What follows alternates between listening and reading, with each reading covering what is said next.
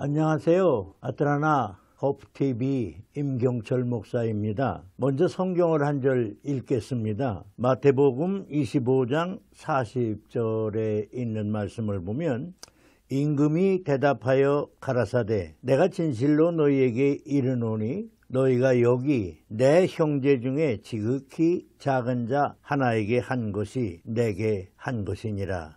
그런 말씀이 있습니다. 오늘 예수님의 섬기심을 본받아 지극히 작은 자 하나에게 한 것이, 그런 말씀을 드리려고 합니다.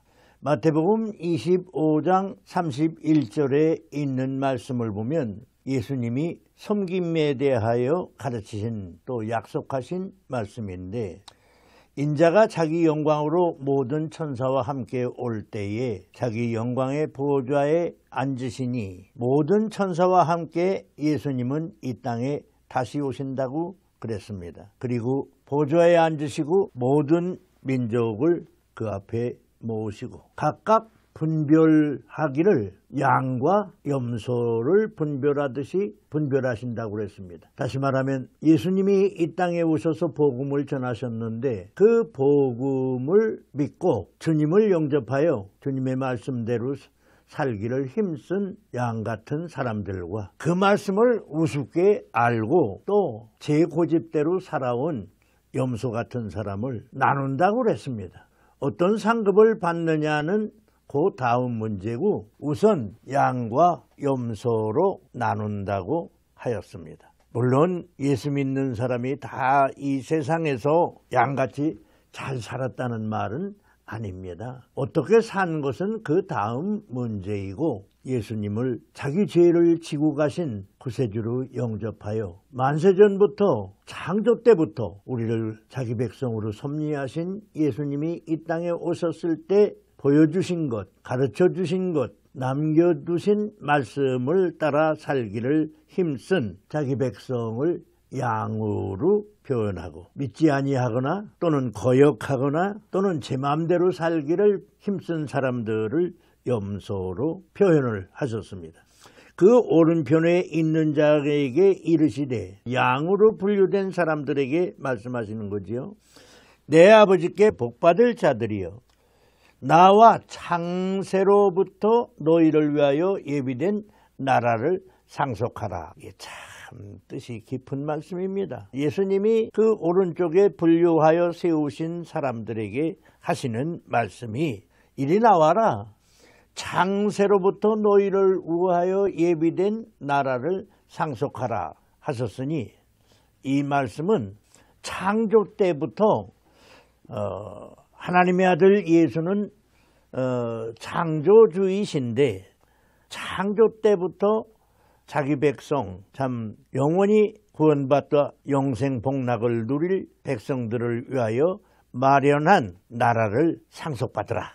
이 나라라는 말은 그저 요새 우리가 말하는 이런 나라가 아니고 하나님의 나라, 영세 복락을 누릴 수 있는 영원한 나라를 말한 것인데 이 나라를 상속받으라 하는 말은 우리가 이 땅에서 등기소리를 상속받듯 그런 상속을 말하는 것은 아니고 하나님께서 예비하신 우리에게 약속된 영원한 나라, 상속받으라는 말은 잠깐 있다가 또다시 우리가 상실하거나 또는 주인이 뺏어가거나 그런 것을 말하는 것이 아니고 영원히 우리의 것이라는 말입니다. 영원히 너희 나라를 이제 받아라. 그러니까 다시 말하면 하늘나라에 너희들이 이제부터 들어가 살게 된다. 그런 말씀이지요. 그리고 35절부터 36절에 있는 말씀을 보면 너희가 오른쪽에 있는 양 같은 하나님의 백성들에게 너희가 내가 줄일 때에 먹을 것을 주었고 목마를 때 마실 것을 주었고 나그네 되었을 때 너희들이 잠자리를 마련해 주었고 벗었을 때는 옷을 입혔고 병들었을 때는 돌보아 주었고 옥에 갇혔을 때는 와서 찾아보았느니라. 깜짝 놀랐습니다. 이 말을 들은 그 양 같은 오른쪽 영원한 나라를 상속받게 된 사람들이, 주님, 우리가 언제 주님이 죽일 때에, 주님이 목마르실 때, 주님이 나그네 되셨을 때, 주님이 옥에 갇히셨을 때 우리가 언제 그렇게 하였습니까? 그때 25장 40절에서 예수께서 대답하신 말씀이 지극히 작은 자 하나에게, 그런데 지극히 작은 자 하나도 그냥 지극히 작은 자가 하나 아니에요. 여기 내 형제 중에 지극히 작은 자 하나에게. 참, 예수가 하신 말씀을 보면 여기 하는 말은, 다시 말하면 그 양과 염소를 분리해서 놓으신 그 영원한 나라, 그 영원한 나라를 상속받게 될 양 같은 사람들, 여기 내 형제 중에, 예수님이 내 형제라고 그러셨어요. 참, 저는 예수님의 말씀을 들을 때 너무 감격스럽습니다. 여기 이 사람들 중에라고 말하지 아니하시고 여기 내 형제 중에, 얼마나 귀한 말씀입니까? 저는 내 형제라고 예수님이 표현하시고 바울 사도가 표현하셨는데, 우리 믿음 안에서 형제와 자매를 알아야 합니다. 예수님이 그때에도 여기 내 형, 다시 말하면 천국에 너희들과 함께 온 내 형제다. 너희도 내 형제요. 그분도 내 형제. 내 형제 중에 지극히 작은 자 하나에게 한 것이 곧 나에게 한 것이라. 지극히 작은 자를 우리는 사랑해야 합니다. 혹 그냥 무심코 지나가서는 아니 됩니다. 혹 우습게 여겨서는 아니 됩니다. 혹 주님이 이런 일까지야 아시랴 해서는 아니 됩니다. 마치 우리가 역사에 무슨 공을 세워야 주님이 기뻐하시는 줄 알면 우리는 착각입니다. 예수는 이 땅에 작은 성 베들레헴에 오셨지만 잘난 바리새인들에게 가시지 아니하고 정권을 잡은 헤롯 땅을 찾아서 말씀하시지 아니하시고 갈릴리 바다의 어부, 포도밭에서 포도를 따는 농군을 찾아서 제자를 삼으셨습니다. 과부의 애아들을 불쌍히 여기신 예수님이십니다. 나면서부터 안진뱅이 되고 나면서부터 소경된 사람을 불쌍히 여기신 분입니다. 지극히 작은 자 하나를 예수님으로 알고 우리가 섬겨야 할 것입니다. 섬긴다는 말이 무엇입니까? 돕는다는 말입니다. 가능한 한 돕는다는 말이고 돌본다는 말입니다. 받든다는 말입니다.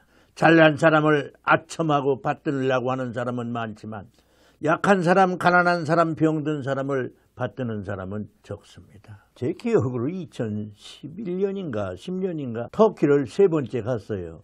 그때는 우리 교우들하고 갔습니다. 제가 터키를 혼자 여행을 떠났는데 참 너무 좋더라고요.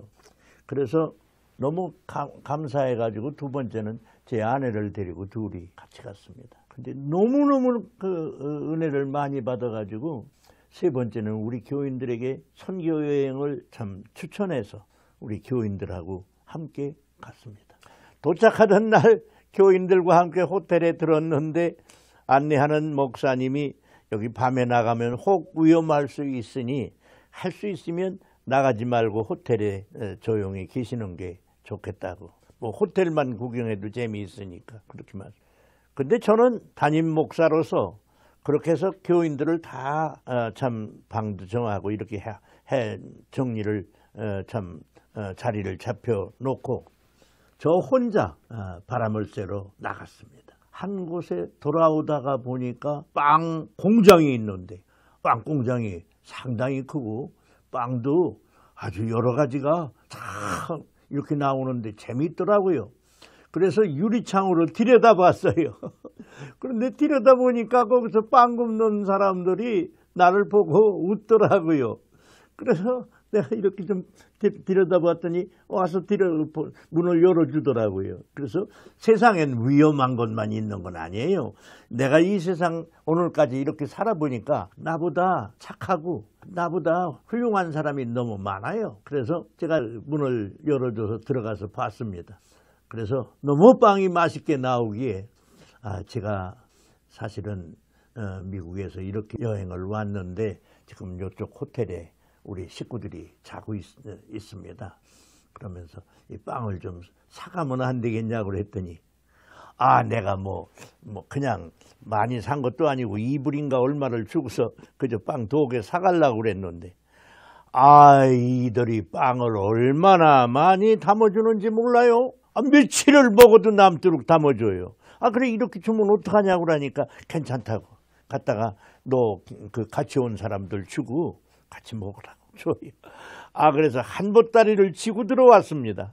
그래서 내가 그 다음날 그 안내하시는 목사님한테 그 얘기를 했더니 터키가 더러 위험할 수도 있지만 아브라함 때부터 내려오는 믿음이 또 있어가지고 부지중에 천사를 대접한다고 그렇게 부지중에 뭘 한 사람들은 대접을 하기를 좋아한대요. 그뿐만 아니라 시골에 가면 먹는 것만 주는 게 아니라 자고 가라고 한대요 또.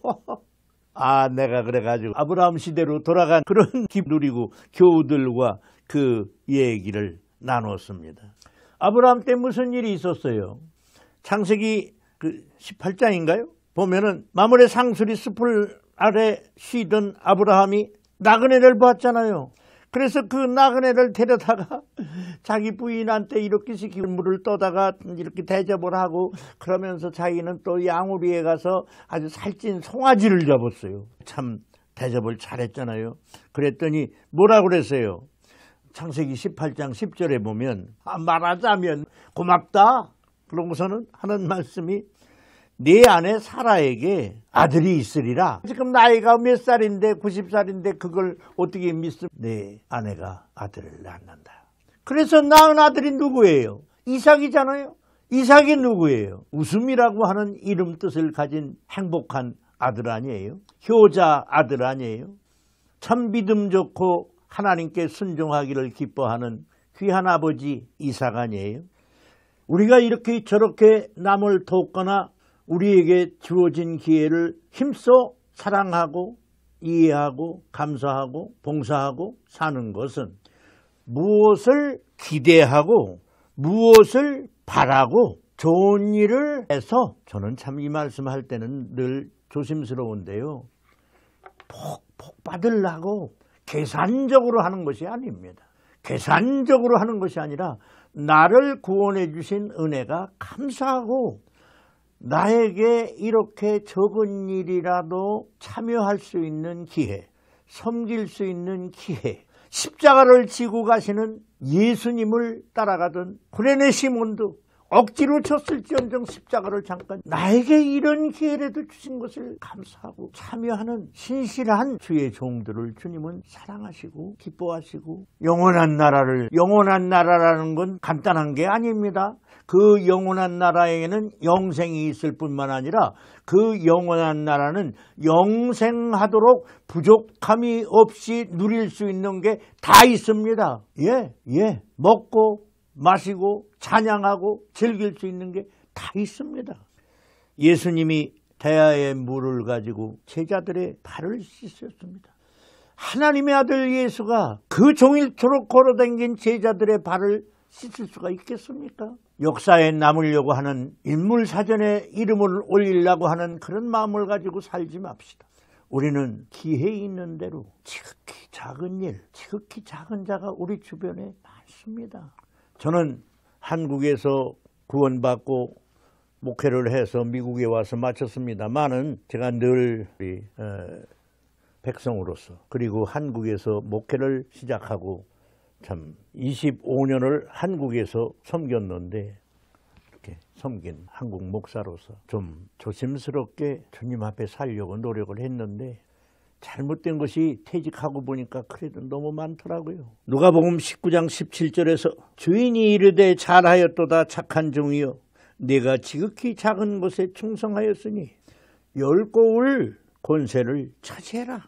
우리 주변에는 출세할 수 있는 기회도 있고 돈을 모을 수 있는 기회도 있습니다. 그러나 우리 주변에는 병든 사람도 있고 버림받은 사람도 있고 부모를 잃은 고아도 있습니다. 나인성 과부의 아들을 보시고 사랑의 음성으로 일으켜주신 예수님. 저는 예수님의 이 말씀을 늘 상고할 때마다 어떻게 봉사할까를 생각해 봅니다. 예수님의 본을 받아 사람, 작은 사람, 힘든 사람, 죽게 된 사람. 제가 젊었을 때 목회하면서 이상한 예화를 한번 한 적이 기억이 나네요. 우리가 목사로서 가끔 교회에 훌륭하고 금바지 붙이고 아주 양복 쭉 뺀 사람도 들어오고 또 어떤 때는 큰 회사 사장님도 들어오지요. 그러면 가끔 우리 친구끼리 하는 말 중에 큰 고기가 하나 들어왔어. 그런데 그렇게 좋아한 그런 젊은 시절도 없지 않아 있었습니다. 그런데 제가 나중에 목회하면서 많이 깨달았어요. 잘난 사람, 돈 많이 가진 사람은 정권이 바뀔 때마다 이렇게 될 수도 있고 저렇게 될 수도 있어요. 그래서 우리 교회 잘난 사람이 들어오는 것이 좋기는 좋지만 늘 큰 목사의 기도 제목이 생긴 것입니다. 그러나 힘든 사람, 버림받은 사람, 실패한 사람, 이런 사람들이 들어올 때는 더 이상 망할 게 없습니다. 우리 교회에 들어와서 일어날 사람들입니다. 믿음을 잘 가지면 다 크게 성장할 사람들입니다. 그래서 우리 교인들에게 그 말씀을 깨닫고 난 뒤에 우리 다 같이 가난한 교우들이지만 여기 하나님께서 귀하게 쓰시고 큰 복을 내리실 분이 있는 것을 감사하자고, 사랑하자고, 열심히 살자고, 주님 말씀 따라 살자고 설교를 한 적이 지금 생각납니다. 지극히 작은 자 하나를 섬깁시다. 그것이 주님이 우리에게 주시는 은혜의 기회입니다. 상 받을 일입니다. 감사합니다.